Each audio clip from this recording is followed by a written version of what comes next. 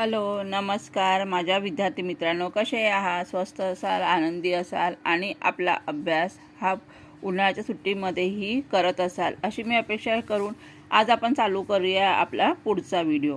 बघा, मराठी सुलभ भारती इतिहास 6वी मीडियम इंग्लिशमधला हा व्हिडिओ आहे. त्या दिवशी आपण बघितलं की पाठ जो आहे आपला पहिला तो आपण घेतलेला आहे. आपण पाठ भारत माता हा जो पहिला पार्ट आहे आपला, जी कविता आहे शांता शेळके यांची, ही कविता आपण विस्तृत म्हणजे खूप चांगल्या डिटेल्सने मी तुम्हाला समजून सांगितलेली आहे. याविषयी जर तुम्हाला अजून माहिती हवी असेल तर तुम्ही माझा पहिला व्हिडिओ बघा.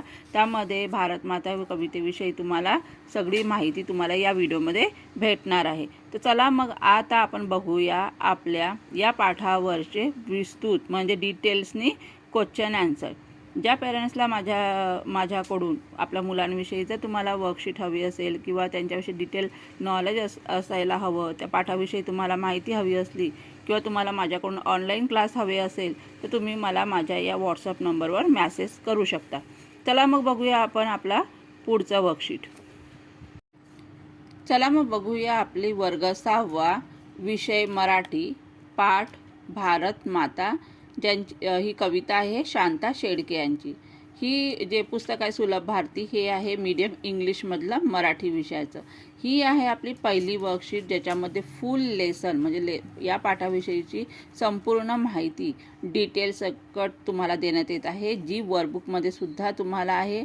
आणि जर वर्कबुक आणि तुम्ही माझी दिलेली ही वर्कशीट जर तुम्ही पूर्ण व्यवस्थितपणे केली तर या पाठाविषयी तुम्हाला कुठलाही प्रश्न जर तुम्हाला परीक्षेमध्ये विचारण्यात आला तर तुम्ही व्यवस्थित याने उत्तरं देऊ शकता. जर तुम्हाला माझ्या या पाठाविषयी जर तुम्हाला आणखीन माहिती हवी असेल तर तुम्ही या पाठाविषयी मी व्हिडिओ सेंड केला आहे, तो तुम्ही बघा. आणि त्या पाठामध्ये जर तुम्हाला काही क्युरीज असेल, काही प्रश्न असेल तर तुम्ही त्या पाठाविषयीची मला व्हॉट्सअपला प्रश्न विचारू शकता. चला मग बघूया आता या पाठाविषयी असलेले काढलेले प्रश्न. बघा, प्रश्न क्रमांक क आहे रिकाम्या जागा भरा. ठीक आहे, या कवितेमध्येच तुम्हाला सगळे दिलेले आहे. रिकामी जागा वेगळा, रिकामी जागा वेगळा, तरी येथली सर्व फुले. बघा स्टुडंट विद्यार्थींनो, जर तुम्हाला एखादी कविता असेल आणि ती कविता सर्वात आधी त्या कवितेविषयी काय करणं आहे, ती कविता पूर्ण पाठ करणं आहे, लर्न करणं आहे.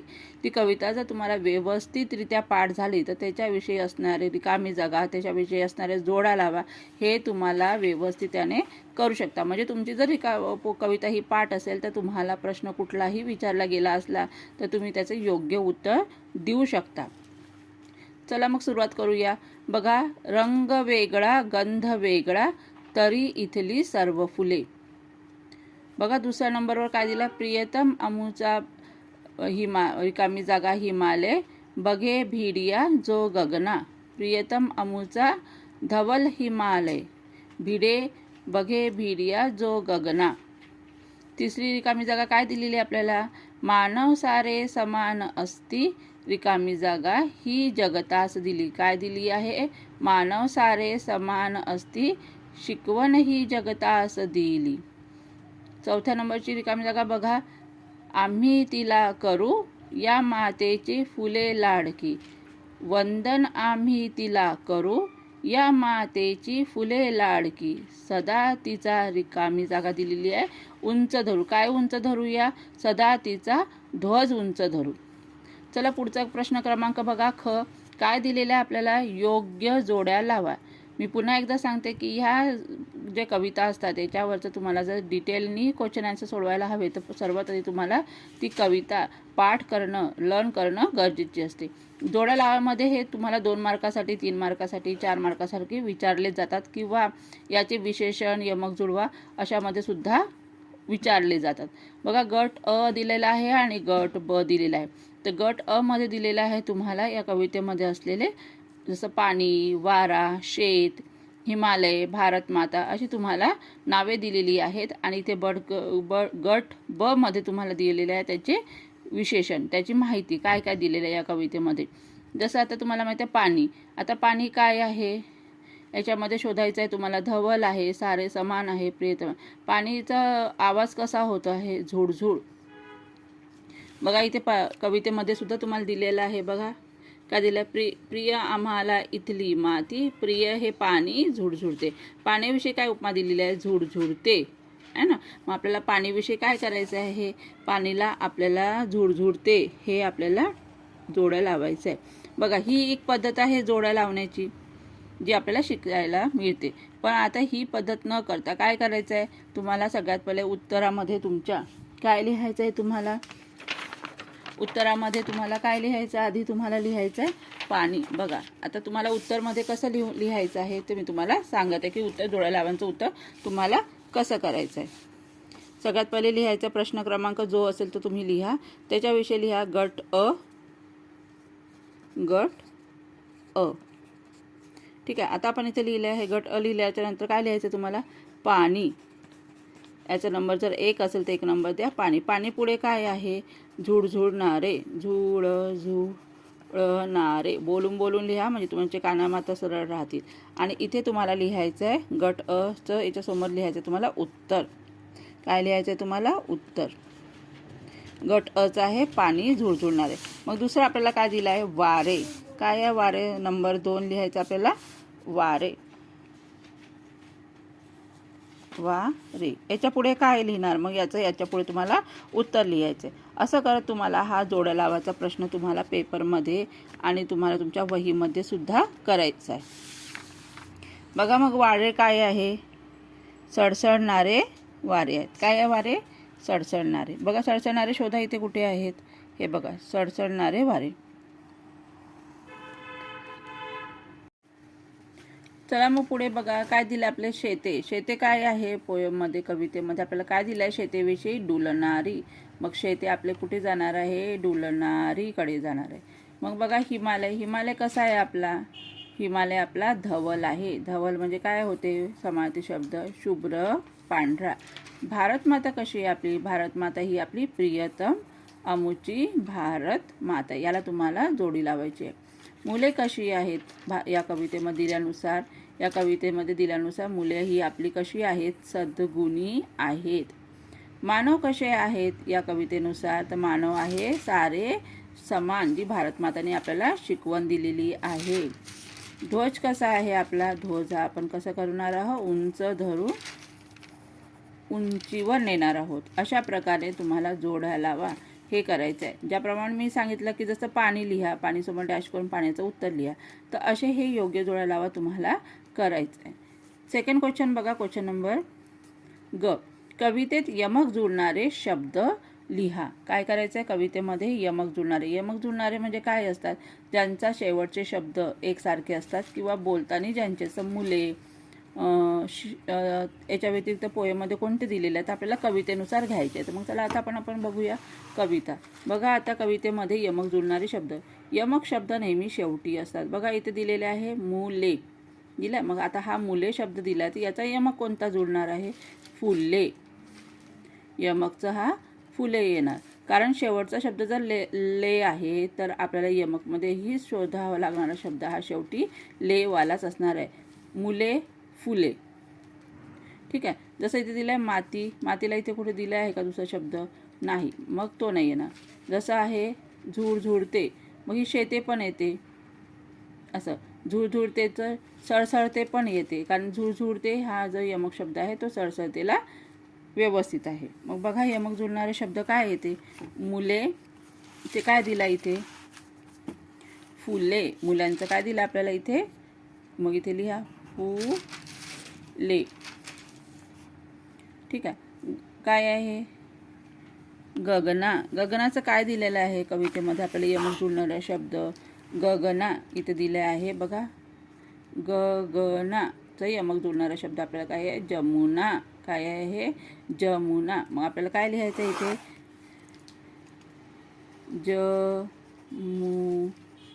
जमुना. दिली. आता दुसरा यमक शब्द काय दिलेला आपल्याला? दिली. दिली. बघा, दिलीचं काय येणार आहे यमक जुळणारा शब्द? झाली. झाली. काय दिलं आहे? दिलीची झाली. मग लिहा इथे दिली शब्दाचा शब्द काय दिला आहे इथे? झाली. झाली. आणि करूचं काय दिलं आहे? ध्वज उंच धरू, धरू. बघा, अशा प्रकारे आपल्याला हे यमक जुळणारे शब्द आपल्याला कवितेतून पूर्ण करायचे आहे. अशा प्रकारे तुम्हाला आपलं काय करायचं आहे कवितेविषयी. प्रश्न क्रमांक ग. कवितेत दिलेल्या शब्दांचा समानार्थी शब्द लिहा. तुम्हाला काय करायचं आहे, कवितेत दिलेल्या शब्दानुसार तुम्हाला समानार्थी शब्द लिहायचा आहे. आता या कवितेतले शब्द तुम्हाला दिलेले आहेत, त्याचा तुम्हाला समानार्थी म्हणजे या शब्दाला समान असलेला दुसरा शब्द तुम्हाला शोधून लिहायचा आहे. तर हे सगळं तुम्हाला काय करायचं आहे, लिहिता लिहिता ही वर्कशीट करता करताच तुम्हाला पाठ होऊन जातात, लक्षात येऊन जातात. त्याच्यामुळे आपल्याला काय होते की शब्दांचा अर्थ आपल्याला सहज समजते. जर तुम्ही हा अभ्यास सहजरित्या घेतल्या, कुठलंही दडपण न घेता, तर तुम्हाला हा अभ्यास जो आहे तो लगेच आणि सहज होऊ शकतो. जसा प्रियतम आहे, तर प्रियतमचा काय शब्द होतो, प्रियतम म्हणजे काय होते, आपल्याला प्रिय असणारा. मग इथे तुम्हाला काय लिहायचं आहे, प्रिय असणारे. प्रियतम म्हणजे काय होते, आपल्याला प्रिय. धवल म्हणजे काय होते, धवल म्हणजे होते पांढरं या शुभ्र. पांढरं कॉमध्ये द्या, कारण दुसरा शब्द आहे आणि दुसरा शब्द आहे शुभ्र. बघा शुभ्र कसं लिहिल्या जाते. ध्वज, ध्वज म्हणजे आपल्याला काय म्हणतो, याला ध्वजला आपण झेंडा म्हणतो. आपला राष्ट्रीय झेंडा आहे आपला झेंडा. पताका, झेंडा किंवा आपला पताका, याला आपण काय म्हणतो आहे, ध्वज म्हणतो आहे. पुढचा शब्द बघा, भारत माता. भारत माता म्हणजे काय झालं, आपली भारत भूमी या फिर आपली जननी. जननी पण म्हणू शकतो. वसुंधरा, धरा, यालाच आपण वसुंधरा सुद्धा म्हणू शकतो. वसुंधरा हा शब्द सुद्धा आपण म्हणू शकतो. साह्यविंध्य म्हणजे काय, हा साह्यविंध्य म्हणजे पर्वत.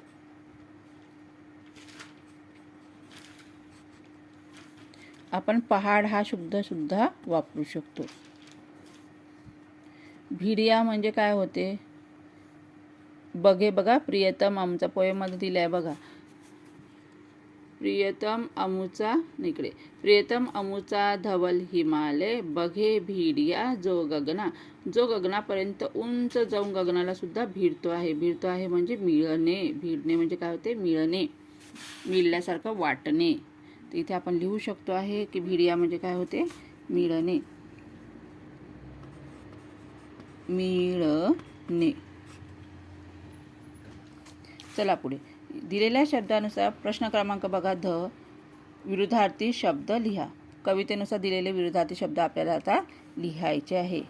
बघा पहिला काय दिलंय, आमचे. तर मग काय येईन आमचेचा विरुद्धार्थी शब्द, तुमचे.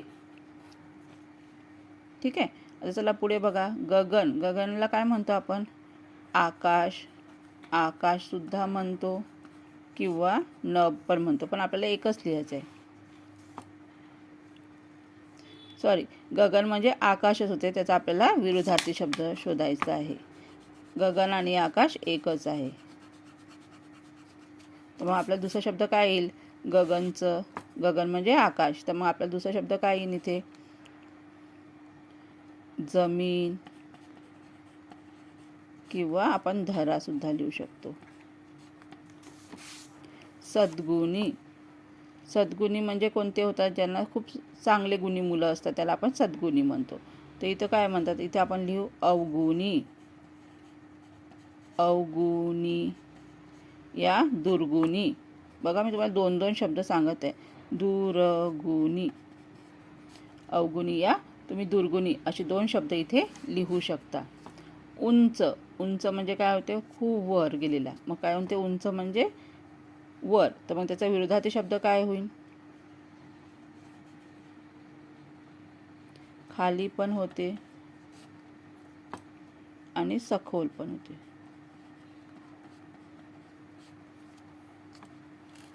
ठीक आहे. चला पुढे, धरू. धरूचा आता आपल्याला लिहायचा आहे विरुद्धार्थी शब्द. तर काय येईल इथे, सोडू. सोडू. धरूचा विरुद्धार्थी शब्द सोडू. गंध. गंधचं काय होते, गंधाचा समानार्थी शब्द जर सुगंध आहे तर त्याचा विरोधार्थी शब्द काय ते दुर्गंध. दुर्गंध. प्रिय, अप्रिय.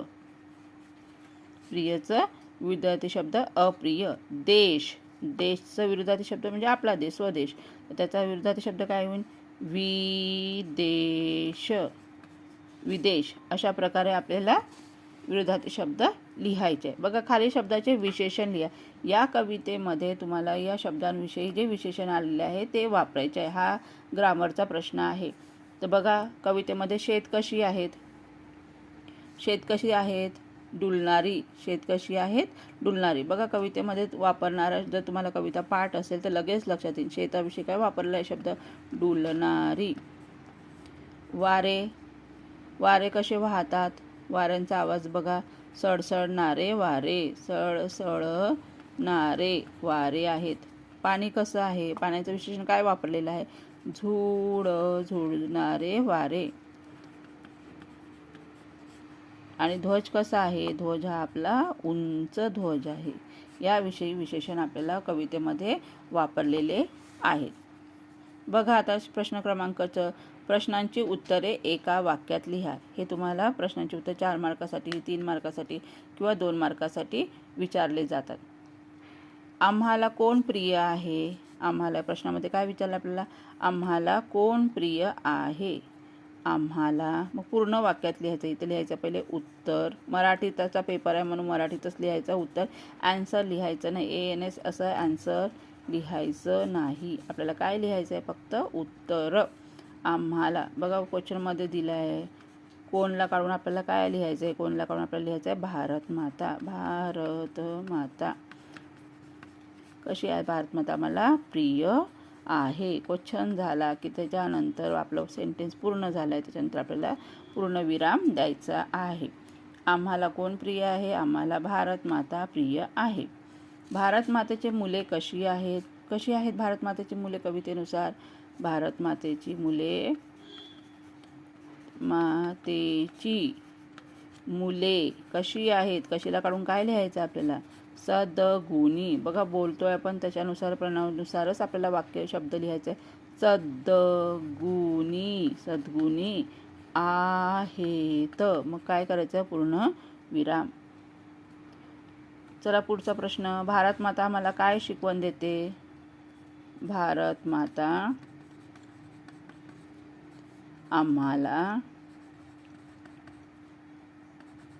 आम्हाला काय शिकवण देते? समानतेची. समानतेची शिकवण देते. समानतेची शिकवण देते. पुढचा क्वेश्चन बघा. आम्ही सर्व कोणाला वंदन करू? आम्ही सर्व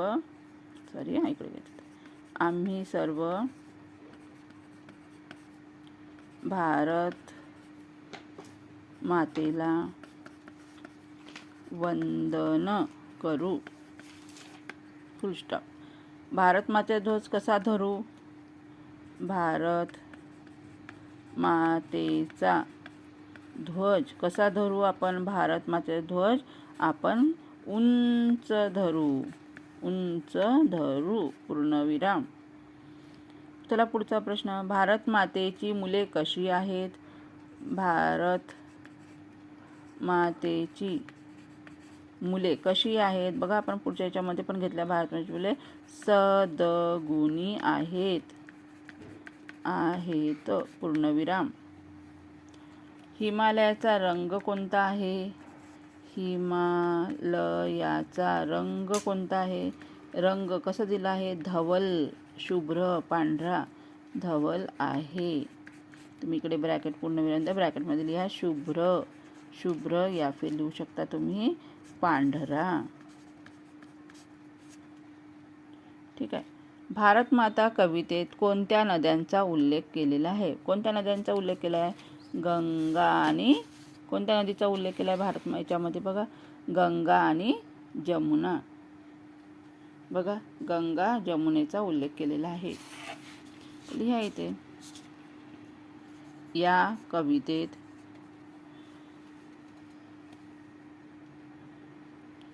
वितेत गंगा